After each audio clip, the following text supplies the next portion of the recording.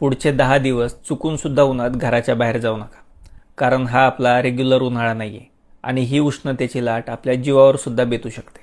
आपण म्हणतो 40-45 डिग्री तापमान तर दरवर्षी जातं, मग यावर्षी इतका प्रॉब्लेम का होतोय किंवा यावर्षीच इतक्या लोकांच्या डेथ का होत आहेत? यावर्षी खरा प्रॉब्लेम तापमान नाहीच आहे, त्या उलट आपल्या शरीराची स्वतःला थंड करायची क्षमता ही बंद पडतीये. आणि हे होतंय कशामुळं? तर याचं उत्तर आहे सुपर एल निनो इफेक्ट. म्हणजे काय तर समुद्रात साठलेली उष्णता परत आपल्या वातावरणात येते. आपले समुद्र आणि त्यातल्या त्यात पॅसिफिक महासागर जवळजवळ 90% एक्सेस हीट ही स्वतःत ॲब्झॉर्ब करून घेतं.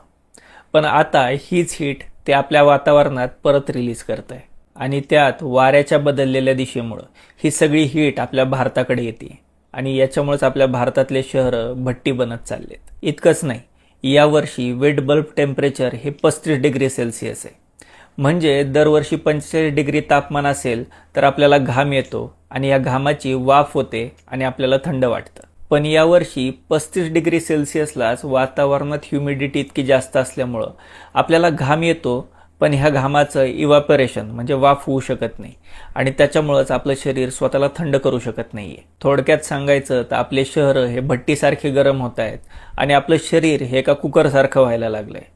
आतून हीट वाढतीये, आपलं रक्त थिक होत चाललंय, पण घामाची वाफ होत नाही, त्याच्यामुळे शरीर थंड होत नाहीये. आणि याचाच परिणाम म्हणजे अनेक मॅरेथॉन रनर ज्यांचा फिटनेस तुमच्या माझ्यापेक्षा खूप चांगला असतो, ही लोक सुद्धा फक्त 10 मिनिट उन्हात राहूनच बेशुद्ध व्हायला लागलेत. आणि म्हणूनच ही फक्त रेग्युलर हीट वेव्ह नाही, तर खरं आपल्या जीवावरती बेतणारी सिच्युएशन आहे, ज्याच्यात आपल्याला उष्माघात आणि त्याच्यानंतर ऑर्गन फेल्युअरने डेथ होऊ शकते. बरं, सोल्युशन काय?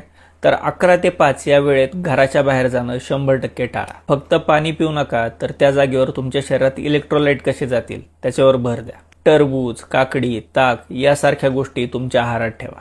आणि जर चक्कर आल्यासारखं, मळमळ किंवा जास्त डोकेदुखी यासारखी सिच्युएशन वाटली तर याला हलक्यात घेऊ नका. हे उष्माघाताचे अर्ली लक्षणं असू शकतात. तुम्हाला या हीट वेव्हमध्ये स्वतःला आणि स्वतःच्या फॅमिलीला सेफ ठेवायचं आहे का? तर खाली कमेंट करा हीट आणि मी तुम्हाला हीट स्ट्रोकपासून वाचण्यासाठीचा एक फ्री PDF गाईड पाठवतो.